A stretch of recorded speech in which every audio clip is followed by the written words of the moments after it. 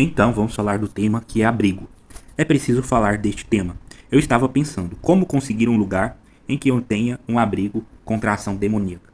Onde existe um lugar que o demônio não está presente, que o demônio não está agindo aqui neste mundo. De certa forma eu pensei isso por bom tempo. Qual lugar eu poderia ter uma vida tranquila, sem a ação de Satanás, sem influência do mal, sem a violência deste mundo? Tá. O conceito de abrigo não é importante apenas para mim, mas ele vem ganhando importância em toda a humanidade.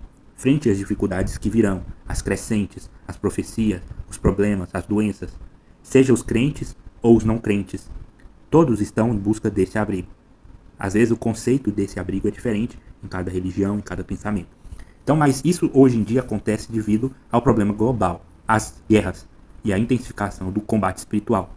A humanidade, ela como um todo, ela vem buscando um abrigo para os fins dos tempos e os dias difíceis que virão.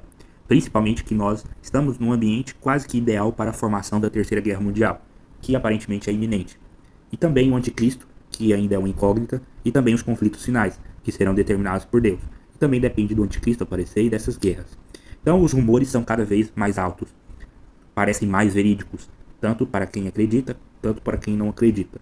O justo quer ser poupado dos ataques do demônio, e os injustos querem ser poupados da ira de Deus. Então, isso, as duas partes têm em comum no xadrez espiritual. Todos estão temendo a guerra, o combate e o que há de vir. É óbvio que os cristãos não estão preocupados, os verdadeiros. No sentido que eu falo de perder a confiança em Deus. Isso não acontece. Então, ainda continua pensando em salvação. A nossa igreja, ela fala muito da influência do demônio. E podemos dizer facilmente que o demônio tem influência em quase todos os ambientes deste mundo. Nós só não dizemos todos, porque o demônio não é onipresente. Então podemos dizer facilmente que o demônio tem influência em quase todos esses ambientes. Porém, o demônio não é onipresente, como a gente falou, como é Deus. Então o demônio não pode estar onde ele quiser, quando ele quiser e a hora que ele quiser. Acontece que o demônio ele não é onipresente. Então por isso a influência de Satanás ela é repartida. Alguns lugares são mais dominados, outros lugares são menos dominados. Por isso que geralmente temos uma enxurrada de demônios quando eles estão ativos. Por quê? Eles dividem o seu papel, cada um tem uma função, cada um vai fazer aquilo que é decidido para ele, então cada um vai se decidir. Porém, acontece que eles se acumulam em lugares onde eles são mais expostos, onde tem mais pecado, onde tem um ambiente mais adequado.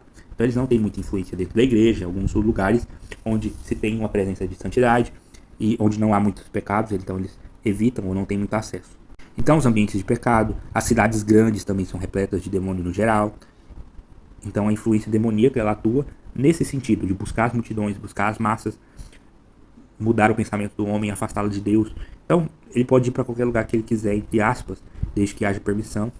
Então ao longo da história surgiram alguns santos que foram viver sua jornada em meio ao deserto, por causa das influências demoníacas em parte. Igual São Jerônimo, ele fugiu da influência do demônio das grandes cidades, foi para o meio do deserto se martirizar para tentar poupar e receber o perdão dos seus pecados.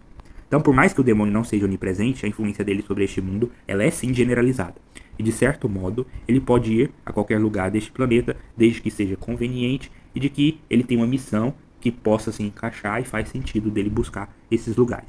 Por isso não tem como fugir da influência demoníaca por causa do posicionamento geográfico. Então não tem lugar seguro neste mundo. É mais ou menos isso que está querendo dizer nessas palavras todas. E não há como se proteger 100% do demônio se você não se consertar com Deus, não ter o auxílio de Deus, da graça e da comunhão com Ele. Certos ambientes são menos tolerados por demônios. Então alguns lugares eles não conseguem penetrar. Como por exemplo onde se vive o silêncio, onde temos um ambiente de prática sacramental, onde tem comunhão com Deus, ambiente de oração. Por isso podemos dizer que é possível cortar a asa do demônio de acordo com os nossos atos, de acordo com a nossa fé e do relacionamento que temos com Deus. É assim que a gente se protege do demônio.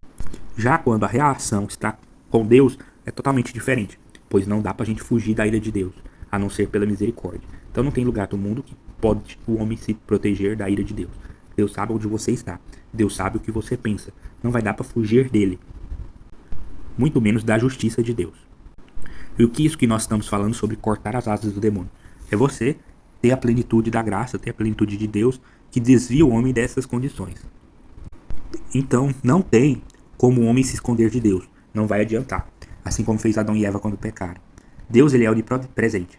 Então, nós vemos hoje em dia populações, sociedades e governos construindo abrigos para fugir, se esconder do dia do castigo, se esconder da ira de Deus. Isso não vai ser possível, porque se Deus tomar a atitude de atacar os homens ou castigar os homens, ele vai fazer sua justiça. Então não vai ter como fugir, pois Deus sabe onde você está, sabe o que você pensa. E quando este dia chegar, não haverá lugar seguro no mundo, exceto os lugares que forem escolhidos por Deus. Então não vai ser esses banquetes, provavelmente. Sobre nações, existem aquelas que são mais dominadas pelo demônio. Porém, podemos dizer que quase todas as nações deste mundo hoje em dia têm influência de Satanás, têm o controle dele. E o que vai mudar de um país por hoje, o outro é a estratégia e o modo de agir para criar as leis, para fazer a vontade do povo ou não. E é assim que vai funcionar. Então, o demônio age de maneira diferente em cada país, de acordo com a população, de acordo com o histórico, de acordo com a cultura, aquilo que é aceito, aquilo que não é aceito.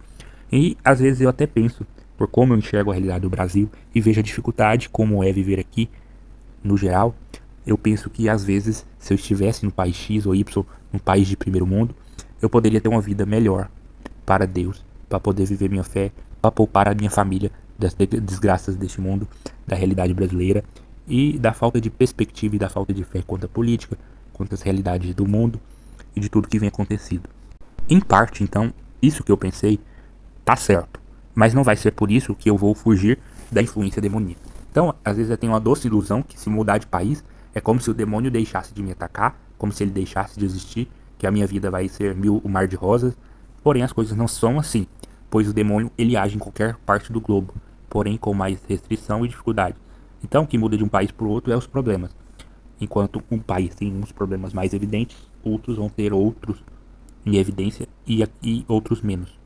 Então, atualmente, muitos católicos pensam em construir a vida em pequenas comunidades independentes do Estado, onde se prioriza as práticas religiosas e os mandamentos de Deus. Isso é uma boa ideia. Concordo plenamente, mas o que se vê, muitas vezes, esses lugares se desfazem muito fácil. Não tem uma política própria, não estão bem organizados, ou a falta de interesse ou divulgação das mesmas. Então essa ideia de se afastar do mundo é uma ideia válida, é uma ideia boa, faz sentido. E infelizmente não acontece esse tipo de movimento muito. E principalmente pela crescente da influência demoníaca em todos os meios. Então o mais importante é que, independente do meio, nós construímos nossa vida segundo a vontade de Deus. Então é possível ser católico aqui, é possível ser católico na China, até mesmo na China, né? Porém, vai ser completamente diferente a experiência de catolicismo, ou minha verdade, em um país ou em outro. É como se mudasse da água para o vinho, porque a própria influência espiritual ela muda de acordo com o país, da região, onde se vive. O ambiente acaba influenciando também. E no fim, o que importa mesmo é a nossa ligação com Deus, seguir a vontade dele, para que possamos levar ele em qualquer lugar que estivemos. Então não é o lugar que vai ser determinante para nossa alma, mas a nossa influência espiritual de Deus, comunhão com ele, com a verdade. Então a perspectiva é que com o passar do tempo as coisas vão ficar cada vez mais difíceis para os cristãos, que vão estar cada vez mais isolados, monitorados, controlados e provavelmente serão perseguidos com maior intensidade. Isso meio que já é evidente, mas a tendência é piorar cada vez mais. Um ponto importante é que a igreja não perecerá, mesmo que o seu comportamento seja como um coringa no fim dos tempos. Então, quando todos acharem que ela foi destruída, a igreja voltará triunfante e será renovada. Deus vai restituir o seu trono através da minoria que ele preservou diante dos pecados, da pureza e do caminho de Cristo. Também vale lembrar que o abrigo do cristão é o reino dos céus, pois não haverá paz neste mundo. Então nosso verdadeiro abrigo está na salvação, em ter plenitude com Deus, em ter plenitude com a verdade de Cristo, conservar os valores que ele tem e construir os nossos tesouros no céu. Somente lá que vamos encontrar o abrigo verdadeiro. Então, por mais que possamos buscar um local para ter uma cabeça fria, uma vida mais tranquila, ainda assim não existe abrigo perfeito aqui neste mundo, pois fomos criados para a vida eterna. Somente lá encontraremos um lugar adequado para a nossa vida, para o nosso meio, para a comunhão com Deus.